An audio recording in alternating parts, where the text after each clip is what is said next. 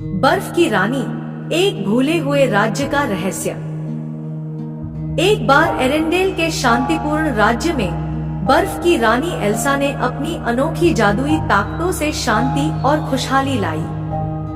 लेकिन उसकी यह स्थिरता एक दिन टूट गई, जब उत्तर दिशा से एक अजीब बैंगनी चमक वाला तूफान उसके राज्य की सीमाओं में घुस आया। तूफान की गूंज में कुछ अनजान कहानियां छुपी थी। कहानियां किसी भूले हुए बर्फीले राज्य की, जिनका कोई अतापता नहीं था। क्या ये बस एक दंतकथा थी, या वो सचमुच एक गहरा राज छिपा रहा था? एल्सा का दिल जवाब ढूंढने को बेचैन हो उठा। जिज्ञासा और अपने कर्तव्य की आग में तपती एल्सा अकेले ही तूफान के पीछे पीछे बर्फीले जंगलों में निकल पड़ी। वहाँ की कड़ी ठंड और रहस्यमय रास्ते उसकी हिम्मत को परखने लगे, पर वो नहीं रुकी। अंततः उसने बर्फ के नीचे दबे एक भव्य और प्राचीन महल को खोज निकाला। महल की दीवारें एक भूले हुए समय के अंधेरे रहस्यों से भरी थी। क्या एल्सा इस राज को उजागर कर पाएगी और एरेंडेल के भविष्य को सुरक्षित रख पाएगी, या कर बैठेगी ऐसी भूल जो अधिक संकट लेकर आएगी? इस रहस्यमय यात्रा पर एल्सा के साथ चले। जाने क्या राज छिपा था उस जमे हुए महल में। ध्यान से सुने, क्योंकि हो सकता है वो आवाजें आपके दिल में कुछ जगाना चाहती हैं। देखना न भूलें, कहानी का हर मोड़ आपको चौंका देगा। बर्फ की रानी, शक्ति, संतुलन और प्रेरणा की कहानी। उस अजीबोगरीब तूफान की आवाजों के सहारे वह बर्फ के नीचे दबे एक भव्य महल के खंडहर तक पहुंची। महल के अंदर उसे एक जादुई दर्पण मिला, लेकिन वह दर्पण उसकी छवि नहीं, बल्कि उसके भीतर के डर और भावनाओं को दिखा रहा था। दर्पण ने कहा, तुम पहली बर्फ की रानी नहीं हो और न ही आखिरी। क्या तुम अपनी शक्तियों का सच जानने और उन सभी की नियति को समझने को तैयार हो, जिन्होंने बर्फ का जादू धारण किया है? एल्सा ने साहस के साथ चुनौती स्वीकार की। दर्पण ने उसे बीते समय की झलकियां दिखाई, जहां उसने देखा कि उससे पहले भी कई राजा और रानियां थीं, जो इसी जादू के साथ संघर्ष कर चुके थे। उन्होंने अपने पीछे सबक और रहस्यमयी वस्तुएं छोड़ी थी, जो दुनिया के अलग अलग हिस्सों में छिपी हुई थी। एल्सा ने हर वस्तु को ढूंढा और अपनी शक्तियों और स्वयं के बारे में गहराई से समझा। उसने जाना कि उसकी शक्ति सिर्फ एक उपहार नहीं, बल्कि प्रकृति के संतुलन को बनाए रखने की जिम्मेदारी भी है। जब वह एरेंडेल लौटी, तो वह सिर्फ बर्फ की रानी नहीं रह गई। अब वह सर्दी की रक्षक बन गई थी। उसने न केवल अपने राज्य, बल्कि प्रकृति और मनुष्यों के बीच एक अनोखा संतुलन स्थापित किया। और इस तरह एल्सा की कहानी एक प्रेरणा बन गई, जो आने वाली पीढ़ियों को अपने भीतर की शक्ति को समझने और स्वीकार करने का संदेश देती रही।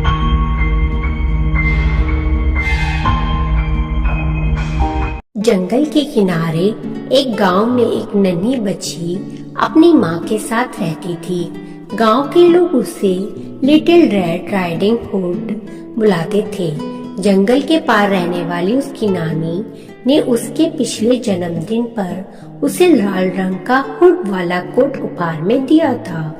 वो जब भी घर से बाहर निकलती, वो हुड वाला कोट जरूर पहनती थी, इसलिए उसका नाम लिटिल रेड राइडिंग हुड पड़ गया था। एक दिन उसकी माँ को खबर मिली कि लिटिल रेड राइडिंग हुड की नानी बीमार है। उसने झटपट गर्मा गर्म सूप बनाया और खाना तैयार किया।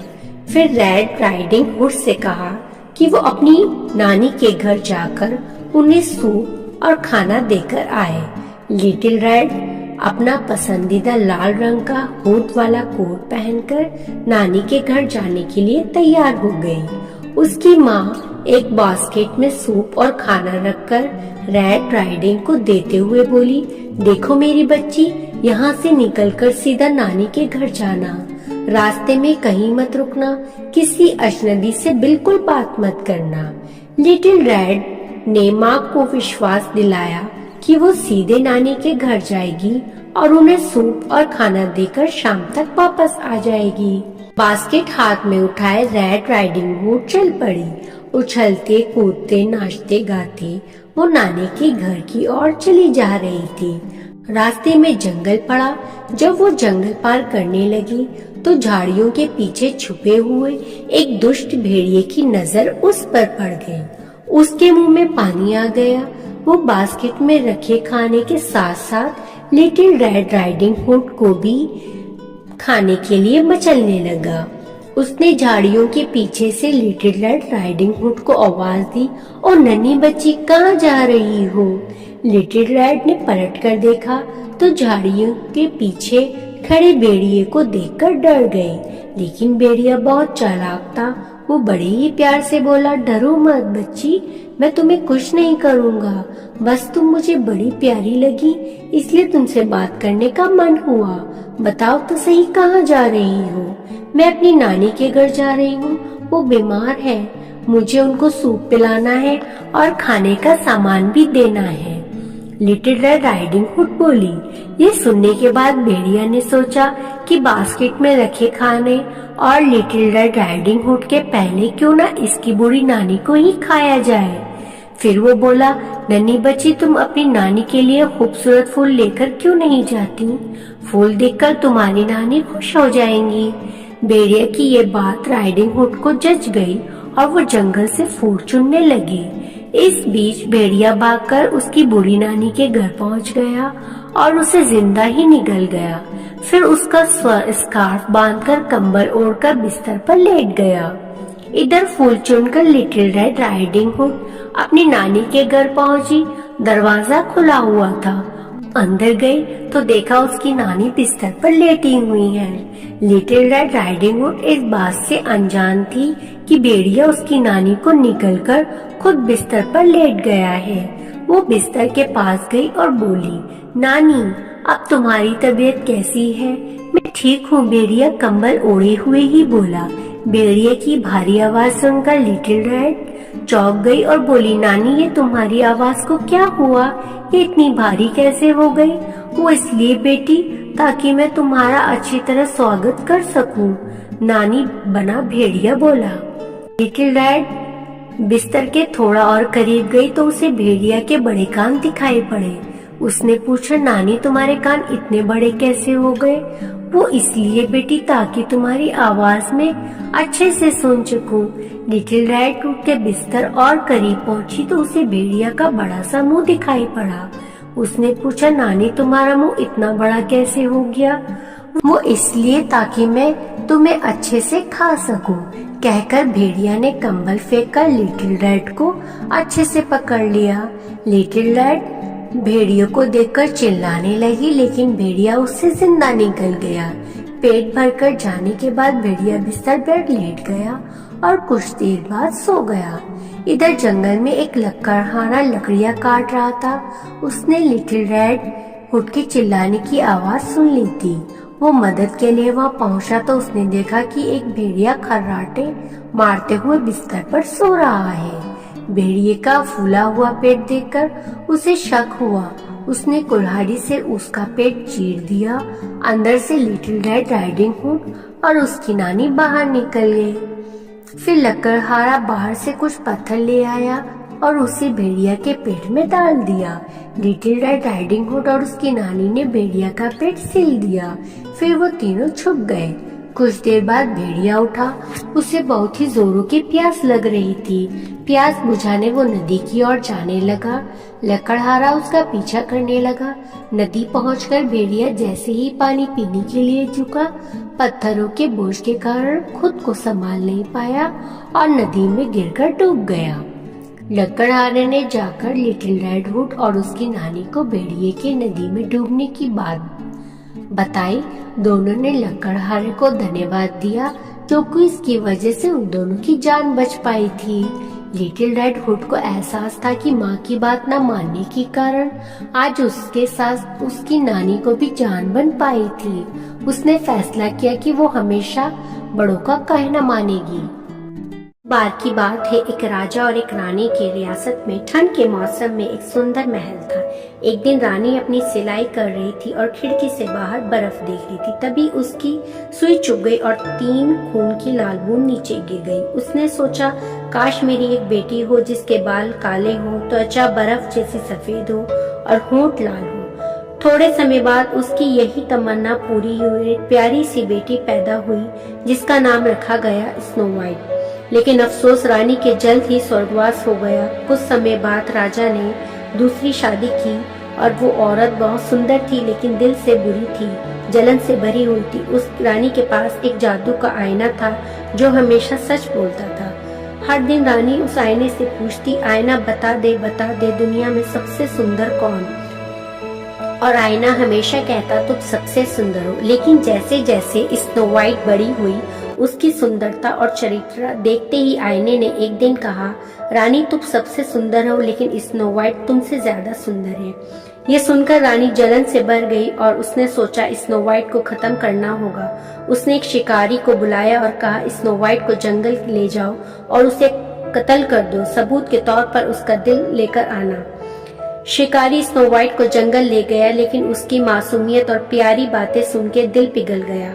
उसने स्नो वाइट को जिंदा छोड़ दिया और एक जानवर का दिल रानी के पास ले गया। स्नो वाइट जंगल में अकेले भटक रही थी। तभी उसने एक छोटी सी झोपड़ी देखी। झोपड़ी के अंदर हर चीज छोटी थी, छोटी कुर्सियां, छोटी बेड और छोटे बर्तन। वो थक कर सो गई। जब 7 बोने रात को अपने काम से वापस आए तो उन्होंने देखा कि उनकी झोपड़ी में कोई है। जब उन्होंने स्नो वाइट को देखा तो उसकी सुंदरता से प्रभावित हो गए। स्नो वाइट ने उनको देखा और अपनी कहानी सुनाई और बोने उसके रखवाले बन गए। जादू के आईने रानी से फिर बोला, स्नो वाइट अभी भी जिंदा है और वो बोनों के साथ जंगल में रहती है। रानी ने स्नो वाइट को मारने के लिए अलग अलग प्लान बनाया। पहली बार वो एक बूढ़ी औरत के रूप में गई और स्नो वाइट को एक सुंदर लेस बेची। लेकिन उसने लेस को इतना कस दिया कि स्नो वाइट बेहोश हो गई। बोने समय पर आए और स्नो वाइट को बचा लिया। दूसरी बार रानी एक औरत के रूप में आई जिसने जहरीली कंघी के साथ उसको दिया। स्नो वाइट ने कंघी को अपने बालों में लगाया और वो बेहोश हो गए। फिर बोनों ने उसकी जान बचाई। तीसरी बार रानी एक जहरीला सेब के साथ आई। सेब इतना लाल और रस भरा था कि स्नो वाइट ने इसे खाने के लिए मना नहीं किया। जैसे ही उसने सेब का टुकड़ा खाया, वो बेहोश होके गिर गई। इस बार बोने उसे बचा नहीं पाए और उन्होंने उसे एक सुंदर शीशे के कैफिन में रख दिया। कुछ दिन बाद एक राजकुमार वहां से गुजरा और उसने स्नो वाइट को कॉफिन में देखा। उसकी सुंदरता देखकर वो उससे बोनों से पूछता और महल में ले के जाने की उनसे इजाजत मांगी। जब बोनों ने उसे दिया, जब कॉफिन उठाने लगा, तभी एक झटके में स्नो वाइट के गले से सेब का टुकड़ा निकल गया और स्नो वाइट सही सलामत वापस जिंदा हो गई। राजकुमार और स्नो वाइट ने एक दूसरे से देखा और प्यार भरी बातें और शादी करने का फैसला किया। शादी की खबर सुनकर रानी जादू के आईने से पूछती है, आईना बता दुनिया में सबसे सुंदर कौन? आईना कहता, नहीं रानी, स्नो वाइट तुमसे ज्यादा सुंदर है। गुस्से और जलन में रानी शादी में पहुंचती है लेकिन उसकी बुराई का पर्दाफाश होता है। उसे सजा मिलती है और स्नो वाइट और राजकुमार खुशी खुशी जीवन व्यतीत करने लगते हैं। ये कहानी हमें सिखाती है कि भलाई और मासूमियत हमेशा जीतती है और बुराई का अंजाम हमेशा बुरा होता है। एक बार की बात है, टॉवर से आजाद होने के बाद रूपांजल अब एक राजकुमारी बन चुकी थी। उसके सुनहरे बालों का जादू तो अब खत्म हो गया था, लेकिन उसके दिल की चमक अब भी पहले जैसी थी। वो दयालु, समझदार और बहुत जिज्ञासु थी। एक दिन राजमहल की पुरानी लाइब्रेरी में किताबें देखते देखते उसे एक पुराना नक्शा मिला। नक्शा आधा जला हुआ था और उस पर हल्की सी सुनहरी चमक थी। उस पर लिखा था, ग्रेटर दैन, रोशनी का छिपा हुआ राज्य जहाँ सूरज कभी नहीं डूबता। रूपांजल ने सोचा, क्या सच में ऐसा कोई राज्य हो सकता है? उसने अपने दोस्त राजकुमार आर्यन को बुलाया और कहा, चलो इसे खोजते हैं। दोनों ने एक लंबी यात्रा शुरू की। वे धुंध से ढके जंगलों से गुजरे, चमकती नदियों को पार किया और उन पेड़ों के बीच से निकले जिनकी पत्तियां रात में जगमगाती थीं। रात को रूपांजल के बाल हल्के हल्के चमकने लगे। उसे एहसास हुआ कि शायद उसके अंदर की रोशनी उन्हें रास्ता दिखा रही थी। कई दिनों की यात्रा के बाद वे पहुँचे एक रहस्यमय गुफा के भीतर, जहाँ पूरी एक नगरी बर्फ जैसे क्रिस्टल में जमी हुई थी। लोग वहाँ पत्थर बन चुके थे और बीच में एक चमकता हुआ मुकुट रखा था। तभी एक हल्की आवाज आई, ग्रेटर दैन, जो दिल से उजला है वही इस राज्य को जगाएगा। रूपांजल ने हिम्मत से वो मुकुट उठाया। उसके बाल अचानक सुनहरी रोशनी से जगमगा उठे। पूरा राज्य चमक उठा। लोगों की आंखें खुली, क्रिस्टल पिघले और जीवन लौट आया। एक प्राचीन रानी उसके सामने आई और बोली, तुम हमारे प्रकाश की वंशज हो। तुम्हारी हिम्मत ने हमें फिर से जगाया। रूपांजल मुस्कुराई। उसे अब समझ आया कि उसका असली जादू उसके बालों में नहीं, उसके दिल में था। वंशी, असली जादू हमारे अंदर की अच्छाई और हिम्मत में होता है।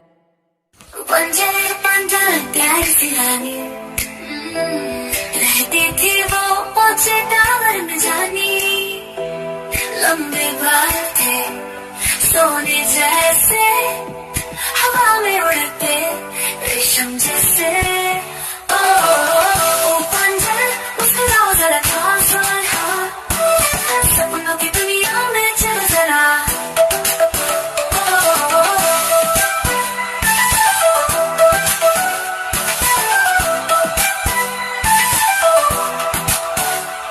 रूपांजल मुस्कुराओ जरा, खास और सपनों की दुनिया में चलो जरा। सूरज निकला, चमकी सुबह, रूपांजल बोली, चलो करे मजा। पंछी गाए, फूल खिल जाए, हंसी से दिन नया बन जाए। रूपांजल गाँव वाला तेरा सबको सन्ना है तुम्हारा सहारा।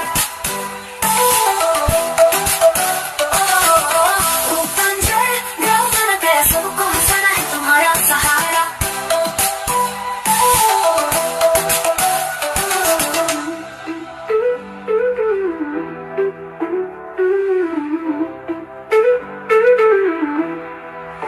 रात में तारे टिमटिमाए, रूपांजल बालों को झुलाए, बालों से बने सोने की झरना देखे जिसने, बोले क्या सुंदर सपना।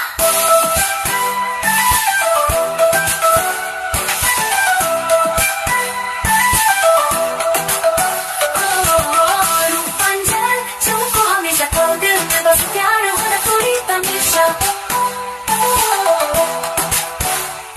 रूपांजल रूपांजल प्यारी सी रानी, खुशियों से भरी तेरी कहानी। गाओ मुस्कुराओ, सपने सजाओ, सबको प्यार से गले लगाओ। ला ला ला ला ला ला, रूपांजल ला ला ला ला ला ला।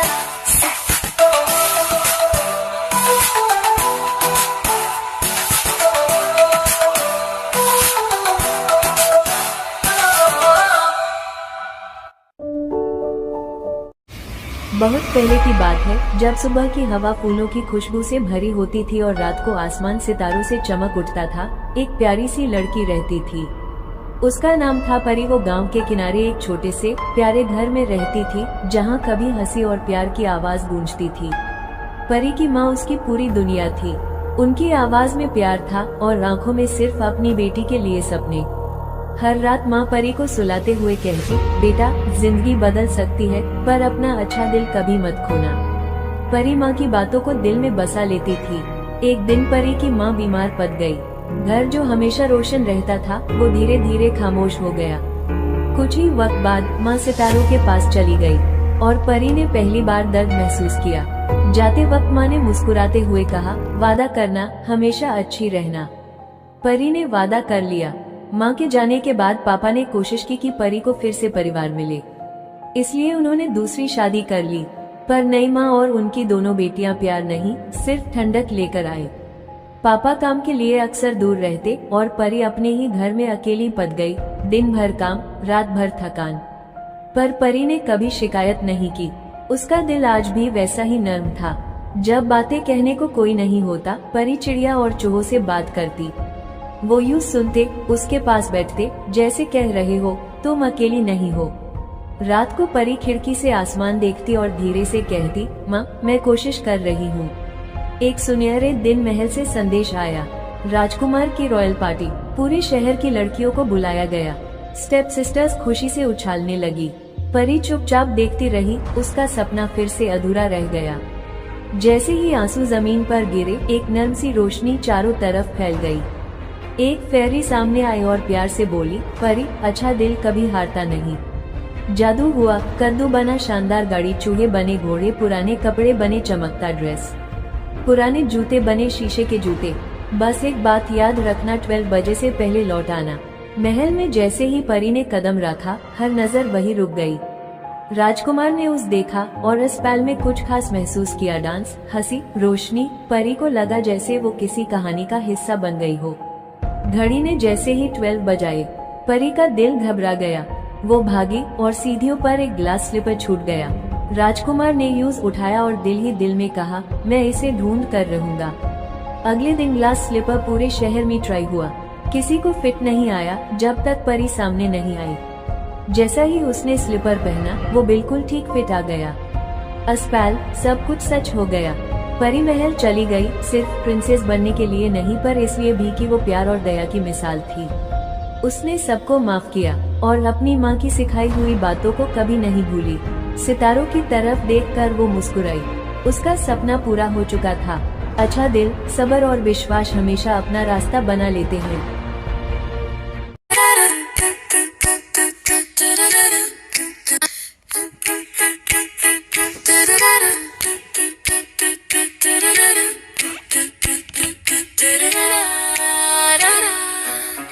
सिंड्रेला छोटी सी गुड़िया, माँ की बाहों की वो दुनिया। माँ ने सिखाया प्यार और सच, अच्छा दिल ही होता है सबसे रिच बल। ओ सिंड्रेला डोंट यू क्राई, सपने सच होंगे बाय एंड बाय। अच्छा दिल सच्ची मुस्कान, बनेगी तू एक दिन रानी जान।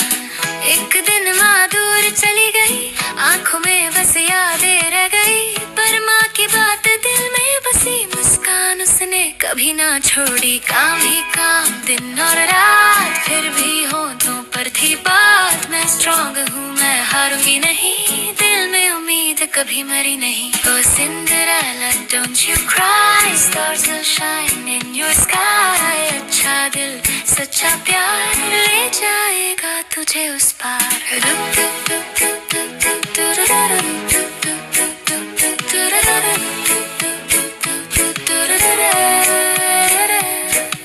एक रोशनी आए, जादू हुआ, हर कदू से कर आगे तैयार हुआ। ग्लास के जूते, चमकता ड्रेस, लग रही थी तू प्रिंसेस। महल में जब वो आई थी, सबकी नजर वही रुक गई थी। राजकुमार का दिल कहने लगा, यही वो है, यही है हाँ। टिक टॉक टाइम ने कहा चला, 12 बजे जादू खत्म हुआ।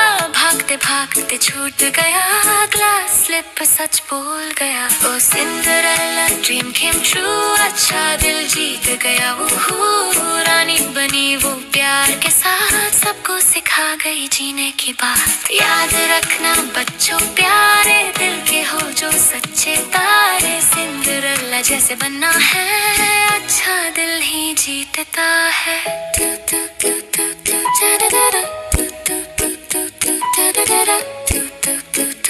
Da da da da